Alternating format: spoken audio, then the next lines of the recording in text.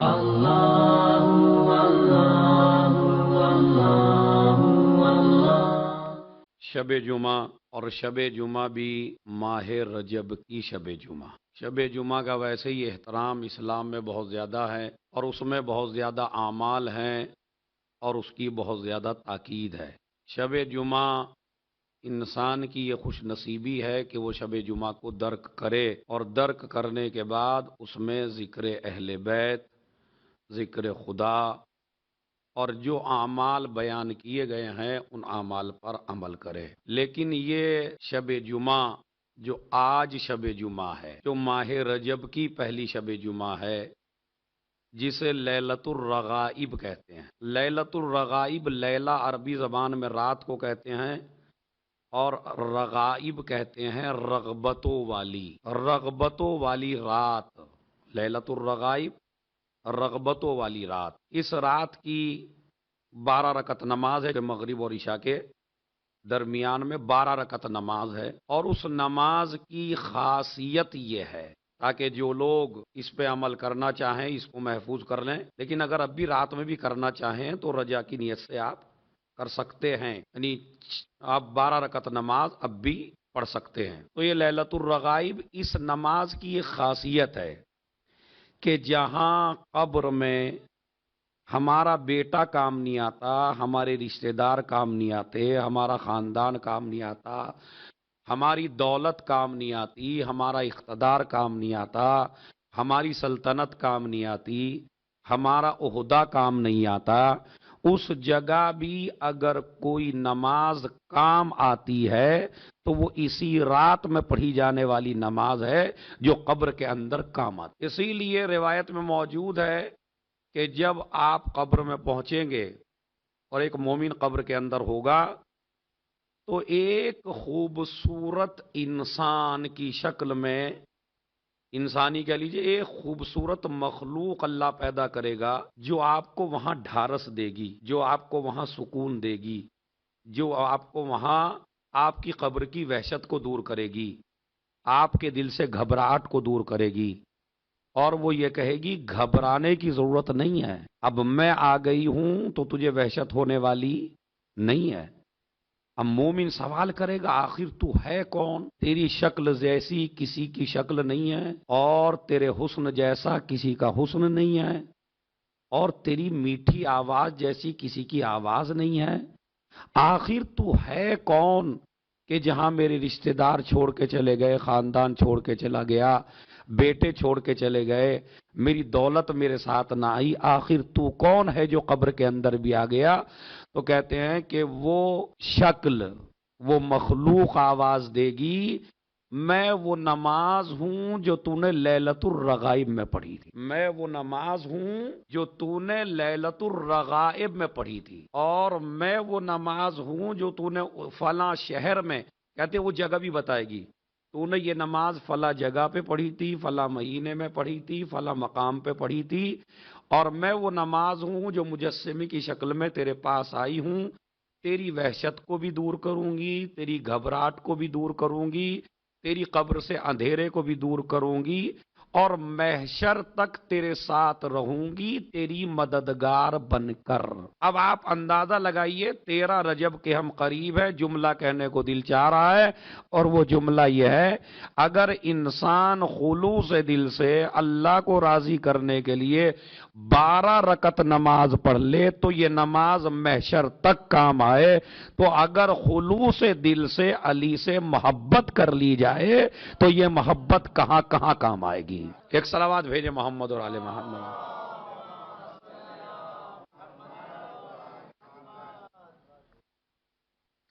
تو یہ ہے لیلۃ الرغائب، اس کی پہلی شرط روزہ۔ اسی لیے ماہ رجب کے اعمال میں سے ایک بہترین عمل جس کے لیے روایت وارد ہوئی ہے کہ ماہ رجب کے آپ 3 دنوں کو بغیر روزے کے نہ چھوڑیں۔ اب وہ 3 دن کون سے؟ جمعرات، جمعہ، سنیچر۔ یہ 3 دن ایسے ہیں جن کو آپ بغیر روزے کے نہ چھوڑیے۔ جو بھی جمعرات، سنیچر 3 دن کے لیے اللہ ان 3 روزوں کی بدولت آپ کو 900 سال کی عبادت کا ثواب تمہارے نام اعمال میں لکھتا ہے۔ 900 سال کی عبادت کا ثواب تمہارے نام اعمال میں لکھتا ہے اگر کوئی انسان جمعرات، جمعہ اور سنیچر کا روزہ رکھے۔ تو ایک تو یہ رجب ہی قابل احترام اور رجب کی لیلۃ الرغائب قابل احترام، اور اس کے علاوہ کہتے ہیں یہ لیلۃ الرغائب کے اعمال سب سے زیادہ ہیں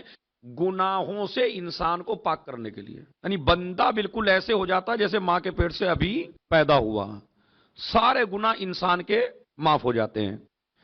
اس لیے کہ ایک تو ثواب مل رہا ہے آپ کو ولی خدا کی رات کا، اس لیے کہ جمعے کا دن مخصوص ہے ہمارے اور آپ کے امام زمانہ اجر اللہ فرجہ،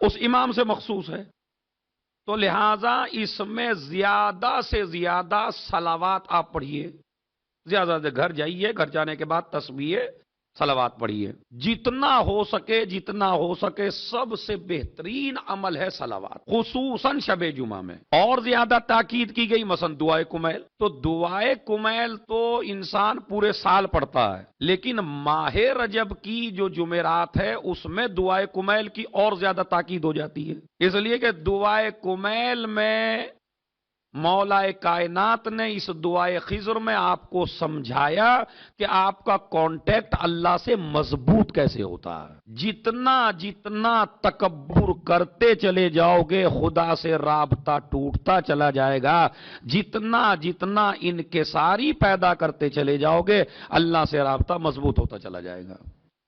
تو لہذا دعائے کمیل اللہ سے رابطے کو مضبوط کرنے کے لیے ہے، اور اس دعائے کمیل میں ایک چیز کی طرف اشارہ ہے، بس وہ سن لیجئے کیا ہے۔ وہ اشارہ ہے کہ آپ جب دنیا میں آئے، ہمارے یہاں ایک محاورہ مشہور ہے، بندہ اکیلا آیا تھا اکیلا جائے گا، کہتے نہیں کہتے؟ کیا محاورہ مشہور ہے کہ بندہ اکیلا آیا تھا اکیلا جائے گا؟ محاورہ صحیح نہیں ہے، یہ بات صحیح نہیں ہے کہ اکیلا آیا تھا اکیلا جائے گا، نہیں، نہ اکیلا آیا ہے نہ اکیلا جائے گا۔ آپ کہیں گے کیسے؟ اس لیے کہ اللہ جب آپ کو پیدا کرتا ہے تو آپ کے ساتھ آپ کے دوش کے اوپر 2 فرشتوں کو بھی پیدا کرتا ہے، اور یہ 2 فرشتے آپ کے دوش پہ بیٹھے رہتے ہیں اور یہ آپ کے نامہ اعمال کو لکھتے رہتے ہیں۔ ایک عمل جو بھی آپ نے کیا کوئی ان سے مس ہونے والا نہیں ہے، کوئی عمل ان سے باقی رہنے والا نہیں ہے۔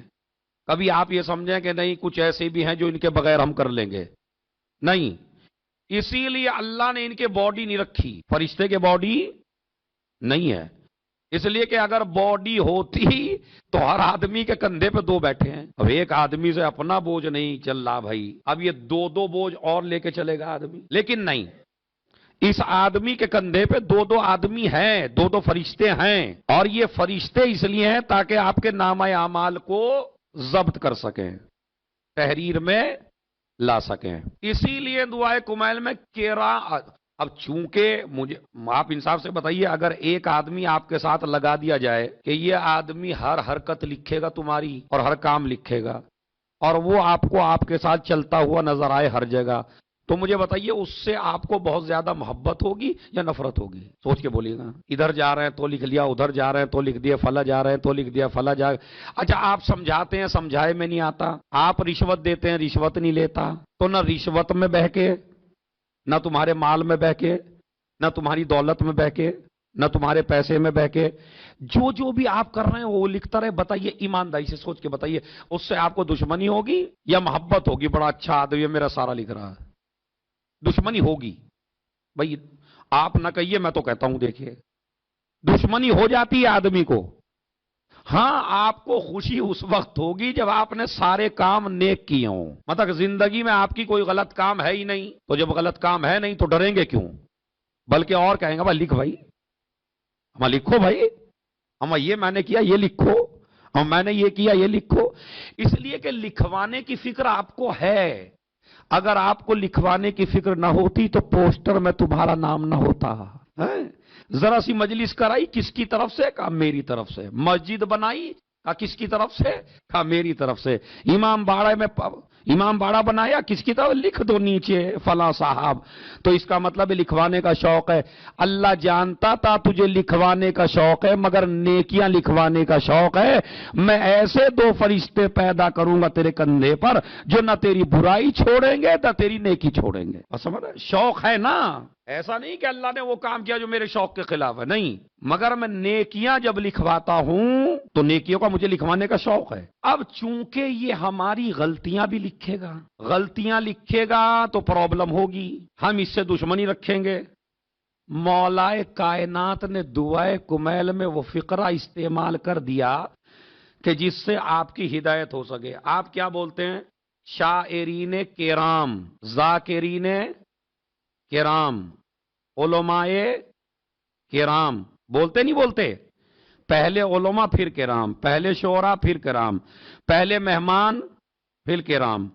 لیکن آپ دیکھیے مولا نے کیا کیا دعائے کمیل میں؟ کرامن کاتبین، کاتبین کرام نہیں، کیا ہے ذرا زور سے بولیے؟ یہی ہے یا دوسرا ہے؟ یا کاتبین کرام ہے؟ کرامن کاتبین ہے۔ نقطہ کیا ہے؟ ہمارے ہاں شعراء کرام، فضلاء کرام، ادباء کرام، مومنین کرام، سارے کرام کرام ہیں، لیکن کیا ہے اس میں؟ نہیں، مولا علی نے جو لفظ استعمال کیا دعائے خضر میں، جو دعائے خضر میں لفظ ہے وہ کرامن کاتبین ہے۔ کیا یا مطلب کیا؟ یہ لکھنے والے بعد میں ہیں، مکرم پہلے ہیں، یعنی یہ لکھنے والے بعد میں ہیں اور مکرم محترم پہلے ہیں، لکھنے والے بعد میں ہیں، معصوم پہلے ہیں۔ یہ غلط بیانی نہیں کریں گے، یہ الٹا سیدھا نہیں لکھیں گے، یہ وہی لکھیں گے جو تم نے کیا ہے۔ تو مولا علی فرماتے کرامن کاتبین الذین وکلتہم بحفظ ما یکون منی وجعلتہم شہودا علی مع جوارہی، اور پروردگار ان دونوں کو تو نے گواہ قرار دیا ہے میرے اعضاء اور جوارے پر۔ اے پروردگار تو میرے سارے گناہوں کو معاف فرما، وما خفی عنہم، ان گناہوں کو بھی معاف فرما جو ان سے بھی مخفی ہیں۔ یہ مسئلہ بڑا سخت ہے، واقعاً بڑا سخت ہے۔ آخر وہ کون سے گناہ ہیں جو ان سے بھی مخفی ہیں؟ اچھا سوتے یہ نہیں ہے، کھانا یہ نہیں کھاتے، باڈی ان کے نہیں ہے، نیند ان کو نہیں آتی ہے۔ دیکھیں فلسفہ ہے بڑا گہرا ہے بالکل، کہ جب ان کے باڈی نہیں ہے، جب یہ کھانا نہیں کھاتے ہیں، جب یہ سوتے نہیں ہیں، تو کیسے کہہ دیا میرے مولا نے میرے وہ گناہ بھی معاف فرما جو فرشتوں سے بھی مخفی ہیں؟ تو اس کا مطلب ہے کچھ تو ہے بعزیزو، اسی لیے ہم نے کسی ایسے لوگوں کا دامن نہیں پکڑا ہے کہ جن کو نالج نہ ہو، ہم نے ان کو پکڑا ہے اگر رات کے سناٹے میں تلوار بھی چلاتے ہیں تو نسلیں دیکھ کے چلاتے ہیں۔ ہم نے ایسے اماموں کو مانا، ہم نے ایسے اماموں کو مانا۔ تو جیسے جیسے آپ کی مجمع بڑھے گا ویسے ویسے میری بھی آواز بڑھے گی۔ اب انشاءاللہ جیسی جیسے آپ کا مجمع ویسے ویسے میری آواز، ویسے بھی بات کو سمجھانا مین ہے، چونکہ بھاری مجلس ہے تو وہ سمجھانا چاہتا ہوں میں آپ کو۔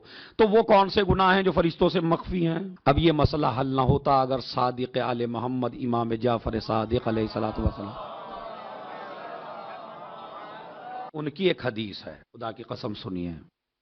حدیث کیا ہے؟ حدیث یہ ہے کہ ایسا بندہ جس سے کبھی غلطی نہیں ہوتی، کبھی گناہ نہیں ہوتا، کبھی خطا نہیں ہوتی، ایک دن اتفاق سے شیطان کے بہکائے میں آ گیا اور شیطان نے اس کو بہکا لیا اور وہ شیطان کے بہکائے میں آ کے گناہ کر بیٹھا، تو امام فرماتے ہیں اللہ اس وقت ان فرشتوں کو جو کندھوں پر ہیں انسان کے دوش سے اٹھا لیتا ہے تاکہ میرے اس بندے کے گناہ کا پتہ یا مجھے رہے یا اسے رہے، ان گناہوں کا پتہ ان فرشتوں کو بھی نہ رہے جو دوش پر بیٹھے ہیں۔ لیکن ہر نہیں، وہ جو نیک ہو، وہ جو مومن ہو، وہ جو متقی ہے، پرہیزگار ہے، کبھی نہیں گناہ کرتا، آج بہکائے میں آ گیا۔ تو اسی لیے جب آپ کوئی گناہ کرتے ہیں تو شب جمعہ ہے، جب کوئی گناہ کرتے ہیں اور گناہ کرنے کے بعد فرشتہ کہتا ہے لکھ دوں، آواز قدرت آتی ہے 7 گھنٹے انتظار کر۔ پروردگار 7 گھنٹے کیا انتظار کروں؟ کہا نہیں، ابھی نہیں لکھنا، ابھی میرے بندے نے گناہ کیا ہی تو ہے، 7 گھنٹے نہ لکھنا، ہو سکتا ہے میرا بندہ اس 7 گھنٹے میں اس گناہ کو ختم کر دے یہ کہہ کے استغفر اللہ ربی واتوبوا الیہ. یہ استغفار اسی لیے 100 مرتبہ استغفار روز پڑھیے ماہ رجب میں. استغفر اللہ و اسألہ التوبہ، استغفر اللہ و اسألہ التوبہ، استغفر اللہ و اسألہ التوبہ. ضرور پڑھیے استغفار. تو میرے بندے کا گناہ ابھی نہ لکھنا، کیا پتا میرا بندہ استغفار کر لے. تو کل ملا کے مسئلہ کیا ہوا کہ یہ فرشتے، ان سے آپ کو دشمنی نہیں ہونی چاہیے. اب میں یہ آج بتاؤں گا، ایک اچھی صلوات پڑھیں کہ یہ فرشتے کہاں کہاں کام آئیں گے آپ کے.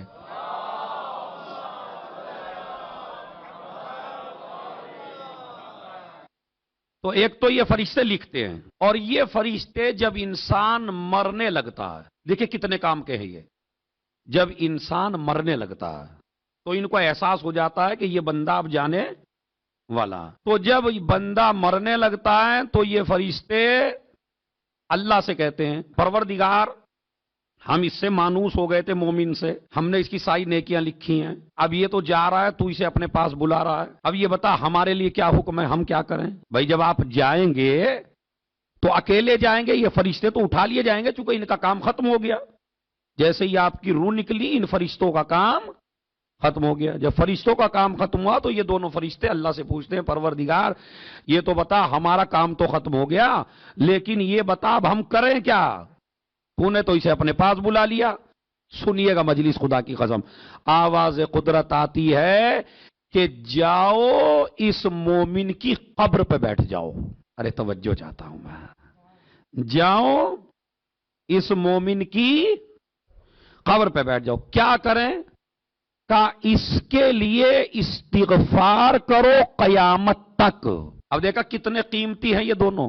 اس کے ماں چھوڑ کے آ جاتی ہے قبر میں، باپ چھوڑ کے آ جاتا ہے بچوں کو، بچے باپ کو چھوڑاتے ہیں، رشتہ دار چھوڑاتے ہیں، خاندان والے چھوڑاتے ہیں، اسی طرح دنیا چھوڑاتی ہے. سب کوئی چھوڑ کے آ گئے نا کفن دے کے، قبر ویران پڑی ہے. لیکن اللہ کیا کہتا ہے دونوں فرشتوں سے، تم کہیں نہیں جانا، اس کی قبر پہ بیٹھو، اس کے لیے استغفار کرو. اب سمجھے، مومن اگر علی والا ہے، مرنے والا اگر علی والا ہے تو اللہ ان دونوں فرشتوں کو اس کی قبر پہ بٹھا دیتا ہے تاکہ اگر اولاد بھی ایصال ثواب نہ کرے تو مومن بندے کے نامہ اعمال میں ثواب ایصال ہوتا رہے، بشرطے کہ آپ زندگی میں مومن رہے ہوں. اگر آپ زندگی میں مومن رہے ہیں تو آپ کے لیے یہ دونوں فرشتے جو آپ کے کندھوں پہ بیٹھے تھے یہ کہاں چلے گئے؟ قبر پہ. قبر پہ آپ کی استغفار کر رہے ہیں آپ کے لیے قیامت تک. یعنی آپ کے نامہ اعمال میں نیکیاں کنٹینیو جا رہی ہیں. کون بھیج رہے ہیں؟ زور سے بولیے بھیا، کون بھیج رہے ہیں؟ یہ فرشتے جو قبر پہ بیٹھے ہیں. کہاں والے ہیں؟ یہ دوش والے ہیں. اچھا جب قیامت آ جاتی ہے اب انسان کو اٹھایا گیا، انسان کو اٹھا تو اب آپ کیا سمجھے فرشتے چھوڑ دیں گے؟ نہیں. اب اللہ انہی کو حکم دیتا ہے کہ تم میرے مومن بندے کو نور کی سواری پہ سوار کر کے لاؤ.